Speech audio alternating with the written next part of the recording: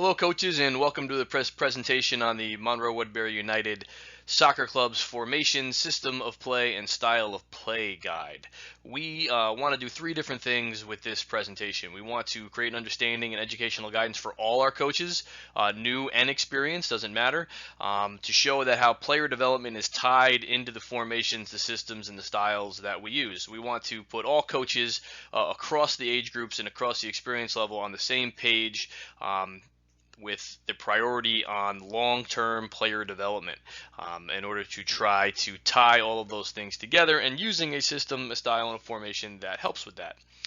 Secondly, we want to provide a common approach for player development, formation, and systems so that players are learning across the different age groups the same thing as they grow older and move up from 7v7 to 9v9 to 11v11 and maybe come up with different coaches, that we're all on the same page. And lastly, to help parents understand what we're doing and why we're doing it. We think all three of those things are very important to try and help players have fun, develop, learn skills, improve, and want to keep doing that on their own.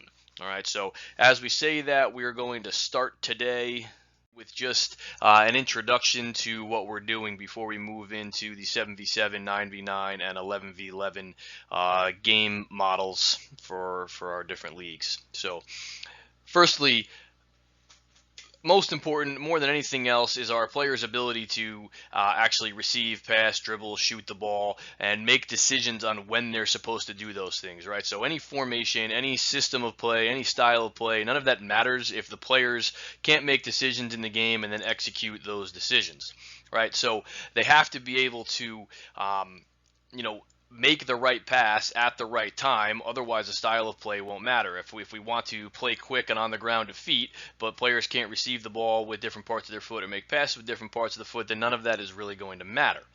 All right, so we're looking at skill development first, and luckily, if we do this properly, we can put people out onto a field in a certain shape with a certain number of midfielders, a certain number of forwards, and have them play games where they're still going to get lots of touches, but they're going to be making decisions and executing those decisions. So, when to make a pass and then how to make that pass. If a player is running forward and there's a space between defenders, and I'm dribbling, should I pass with the inside of my foot or the outside of my foot? Should it be a straight pass or should it be a bent pass, right? All of those things are decisions that happen very, very fast in a game, and a player has to be able to see it, make the decision, and then execute it, right? So without a player's ability to do that, nothing else that what we're going to talk through in this really matters. Right, so and we're doing this in a way that's not trying to get wins in the short term. It's about trying to make players who can think and execute in the long term. So are there ways to get wins right away? Yes. Is winning important? Sure, but is it the most important thing? Hopefully not, right? That's what we really want to try and hammer home here, that if we do this and we're dedicated to the long term, then wins will come. And the club has definitely shown that over the years with the number of players that have gone on to our high school teams and won state championships and won section championships and gone on to play in college, and just the size of the club compared to other clubs around us, right? So I think we do a very good job with this, but we just need to get everybody on the same page with, if we do follow the process, then the results, right, the end game of wins, they'll come. They won't come all the time, but they'll come more often than not. And just understanding that it takes seasons and years and months, and understanding that pro coaches are going to tell their players that, we told you this a million times. So if pro coaches are telling pro players that, then just understand that you're going to be telling young kids that just as much, if not more. So what we're looking at now is just a general organization of players, right? How we set them up going from back to front. So, the 11v11 is going to have a lot of different variations because there's more players, 4-3-3, 3-5-2. What we're really just describing there is number of defenders, number of midfielders, and number of forwards. So you see that example for all the different gameplay models in U.S. soccer, 7v7, 9v9, 11v11. And what we're looking at really is how things are going to look when we're attacking, when we have the ball, how the midfielders, backs, forwards move in relationship to each other, in relationship to the ball, within that shape. So we'll call that what our system is how we're moving within the formation. And the same thing on the defending side, how much everybody gets tucked in, how far back the forwards drop, how high up the defenders stay. So things will look a little bit different in the attacking side of the ball versus the defending side of the ball, but and that can vary obviously from shape to shape, from system to system. Players must understand that they have to have the ability to read the space and to move properly. There'll be a lot of kind of overlapping space that different defenders and different attackers will be expected to occupy and support each other from. They have to be willing to move, which basically means they have to be able to run. They have to be able to see and think all at the same time, but keep the formation, right? Keep the system. So if a forward goes out wide, does the wide player come inside? And so it still looks like a 2-3-1 if you're playing a 7v7, but the wide player might have become the forward, and the forward might become the wide midfielder, right? So it stays in the same shape, but players are going to move within that. And all of this is why players have to be able to make decisions, right? And coaches need to be able to show them the different things to read. Where is the space? Where is the defender? Where is my teammate? How do I have to face in order to see the forward, right? All of these are cues. What do I do next? How do I pass the ball, right, with that kind of bend? Players must be able to be given that freedom to make decisions, because otherwise, if they can't do that, then a style of play isn't going to matter. Right? So whatever that style of play might be, what the play looks like within your formation, players are going to have to be able to execute decisions, going back to the first thing that we said. So if they can't make a chipped pass, if they can't hit a cross, if they can't tackle, they do all these things within it, well, then it doesn't really matter, because obviously it's a game of players executing decisions. So